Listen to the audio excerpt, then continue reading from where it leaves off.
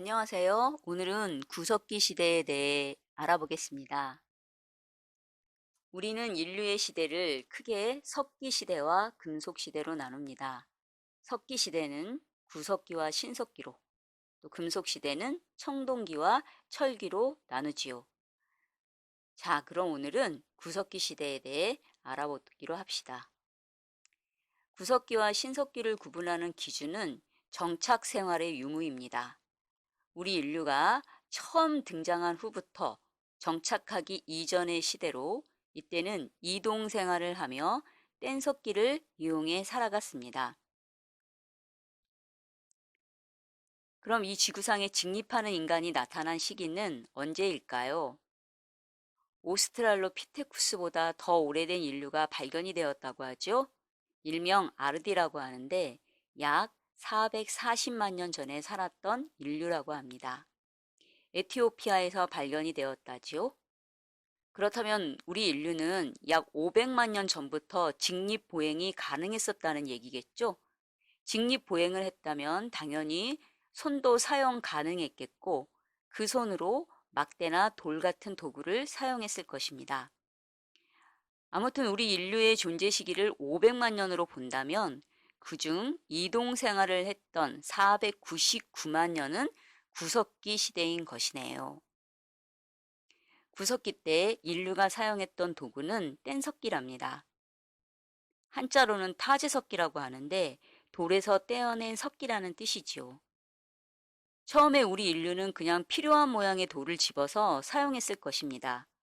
그 후 돌과 돌을 부딪혀 원하는 모양이 나오면 용도에 맞추어 사용했을 것이고 나중에는 용도를 정해놓고 다듬는 용도의 돌을 따로 만들어 이를 이용해 다른 돌을 쳐서 원하는 모양을 만들었겠지요. 이렇게 하여 석기의 모양이 다양해집니다. 그러면서 주먹도끼라고 불리는 도구까지 만들어내는데요.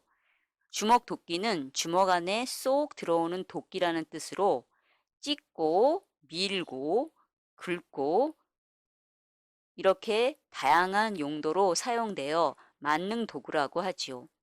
이런 멋진 도구가 동아시아에서는 발견이 되지 않자 하버드의 모비우스 교수는 이를 근거로 인도와 인도네시아를 기점으로 그 서쪽, 그러니까 유럽, 아프리카, 서아시아를 말하겠죠. 그 서쪽은 주먹 도끼 문화권, 그 다음에 중국, 한국은 집게 문화권으로 나누었습니다. 그러면서 주먹도끼 문화권의 구석기 인류가 더 우수했었다는 결론을 내놓습니다. 솔직히 이러한 그의 이론은 동아시아 사람들의 자존심을 상하게 했습니다. 그런데 1978년 4월 고고학 학도였던 그렉 보에는 주한미군 병사로 있을 때 여자친구와 함께 한탄강을 산책하다가 이상한 돌을 발견했답니다. 그와 비슷한 돌 4개도 함께 말이죠. 그는 이 돌이 예삿돌이 아니라 생각하고 당시 고고학계 최고의 권위자인 서울대 김원용 교수에게 보냈죠. 당시는 연세대 고고학팀에서 후기 구석기 유적지인 공주 석장리 유적을 발견한 상태였는데 대한민국 최고의 대학이라는 서울대에서는 고고학적 성과가 미진해 의기소침해 있었다고 합니다. 김원영 교수는 그것이 주먹도끼라는 것을 바로 알았고 한탄강 주변에서 연천의 정곡리 유적을 발굴하였으며 곧 외국의 권위 있는 고고학자를 초청해 이곳이 약 27만 년 전의 구석기 유적이라는 것을 인정받았습니다. 그 후 파주의 가월리, 또 주월리, 금파리, 양평의 병상리, 또 단양 굼굴 등에서 주먹도끼가 발견이 되었습니다.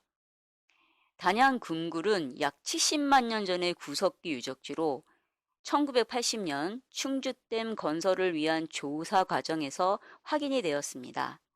최근에는 중국에서도 주먹도끼가 다량 출토되었지요. 이리하여 모비우스의 이론은 폐기가 되었어요. 개인적으로 아주 오래전의 인류가 쓰던 도구를 근거로 우수한 조상, 그렇지 못한 조상 이렇게 나누는 것은 매우 비과학적이라고 생각합니다. 사람들은 지형이나 기후에 맞는 나름대로의 생활 방식을 찾아 살아가니까요. 그런데 여기서 잠깐 우리나라의 구석기는 어떻게 나누어질까요? 구석기는 정기, 중기, 후기로 나누어지는데 이에 대해서도 잠깐 알아보기로 합시다. 우리나라의 전기 구석기 시대는 약 70만 년 전에서 10만 년 전까지로 남한의 충북 단양의 금굴 유적과 또 연천 정곡리 유적, 북한의 평안남도 상원의 거문모루 동굴이 대표적이죠. 중기 구석기 시대는 약 10만 년에서 4만 년 전까지로 남한의 웅기군 굴포리 유적지, 충북 제천의 전말 동굴, 강원도의 양구 상무룡리 유적이 대표적입니다. 후기 구석기 시대는 약 4만 년에서 1만 년 전까지로 호모 사피엔스라고 불리는 인류가 살았던 시대네요. 우리의 직계 조상들이라고 생각되어지는 인류들 말이죠. 후기 구석기 유적에는 충남 공주의 석장리 유적, 제주 빌레모 동굴 유적, 충북 단양 수양계 유적 등이 있습니다. 이것은 대표적인 거고 아주 많은 구석기 유적지가 남한이나 북한에서 발견이 되었죠. 아무튼 1970년대부터 1990년대까지 꾸준히 구석기 유적지가 발굴되자 일제강점기에 일본에서 인류가 이동했다고 주장했던 일본 역사계는 당황할 수밖에 없었지요. 일제강점기 때 일본에서 한반도로 인류가 건너갔다고 주장했는데 문제는 일본에서 구석기 유적이 발견되지 않았다는 겁니다. 당연히 한반도에는 구석기 유적이 없어야겠죠. 그래서 한반도 북쪽 끝 동광진에서 일제강점기 때 구석기 유적이 발견이 되었을 때 그것을 덮어버렸습니다. 청동기 문화 또한 별 볼 일이 없었던 일본은 한국에는 청동기 문화가 없이 신석기 시대를 살다가 바로 철기 시대로 들어섰다는 어처구니 없는 왜곡도 했었죠. 일본이 물러간 후 우리나라에서 발견된 수많은 청동기 유적과 유물들은 일본의 비열한 역사 왜곡을 시원하게 밝혀주었습니다. 아무튼 수십만 년 전에 구석기 유적이 한반도 곳곳에서 발견이 되자 일본은 주눅이 들어 있었습니다. 그런데 어느 날 갑자기 후지무라 신이치라는 도호쿠 구석기 문화연구소 부이사장이 이곳저곳에서 구석기 유적을 발견합니다. 신기하게도 그가 가는 족족 구석기 유적이 발견된 것입니다. 그는 일본인들의 스타가 되었고 드디어 미야기현 가미타카모리 유적에서 70만 년 전의 석기 31점을 발견했다고 하죠. 그러나 꼬리가 길면 잡히는 법. 마이니치 신문은 후지무라가 몰래 조작된 석기를 파묻는 모습을 찍습니다. 결국 이 장면을 찍은 VCR을 보여주자 후지무라는 실토를 했고 진실이 폭로되자 일본인들은 물론 세계인들도 경악을 금치 못했습니다. 마이니치에 의해 좀 일찍 밝혀졌을 뿐이지 이런 왜곡은 언젠가 밝혀지게 되어 있습니다.